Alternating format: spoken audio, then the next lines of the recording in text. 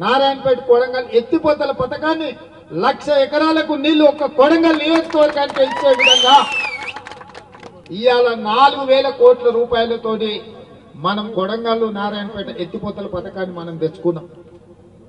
ఇవాళ medical college, engineering college, veterinary college, nursing college, degree కాలేజీలు, junior కాలేజీలు నారాయణపేట కొడంగల్ ఎత్తిపోతల పథకంతో పాటు కృష్ణా వికారాబాద్ రైల్వే లైను, అదే విధంగా కొడంగల్లో సిమెంట్ ఫ్యాక్టరీలు తెచ్చుకోవాలని మన ప్రయత్నం చేస్తుంటే కొంతమంది వచ్చి ఎట్లయినా కొడంగల్లో కాంగ్రెస్ పార్టీని పడేయాలి, కాంగ్రెస్ పార్టీని ఓడించాలి అని ఇవాళ ఈ ప్రాంతంలో తిరుగుతున్నారు.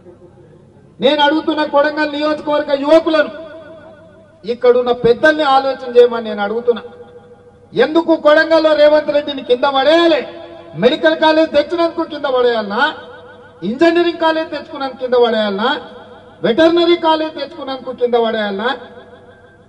అదేవిధంగా నర్సింగ్ కాలేజీలు తెచ్చుకున్నందుకు కింద పడేయాలనా? డిగ్రీ కాలేజీలు తెచ్చుకున్నందుకు కింద పడేయాలనా? జూనియర్ కాలేజీలు తెచ్చుకున్నందుకు కింద పడేయాలనా?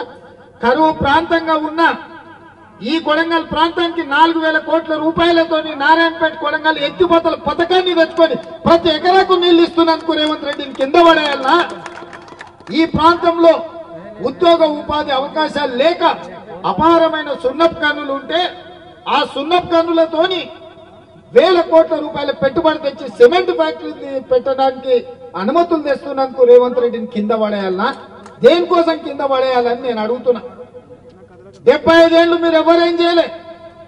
75 ఏళ్ళు మరి కష్టాలు ఉంటే మమ్మల్ని ఎవరు పట్టించుకోలేదు. ఇవాళ అర్ణమ్మ బయలుదేరింది, నేను బీజేపీ జాతీయ ఉపాధ్యక్షురాలను. మంచిదే అమ్మా, కాంగ్రెస్ ఉన్నంతసేపు మంత్రి పదవులు అనుభవిస్తుంది. కాంగ్రెస్ కార్యకర్తలు భుజాల మీద పోసి నేను ఎమ్మెల్యేని చేసి మంత్రిని చేస్తే మంత్రి పదవి అనుభవించి ఇవాళ కార్యకర్తల గుండెల మీద దాన్ని బీజేపీలోకి పోయినాం. బీజేపీలోకి పోయామన్న పాలమూరు రంగారెడ్డి ఎత్తిపోతల పథకానికి ఏమన్నా జాతీయ ప్రాజెక్టులు తీసుకొచ్చినావా? ఈ జిల్లాకు సాగునీరు ఎంత అవసరమో మీకు తెలుసు.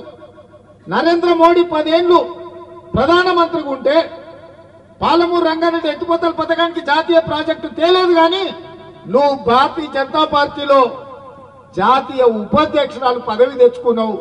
దానివల్ల నీకు లాభమైంది, నీ కుటుంబానికి లాభమైంది తప్ప మా పాలమూరు జిల్లాకి ఏమన్నా ప్రయోజనం ఉందా అని నేను అడుగుతున్నా.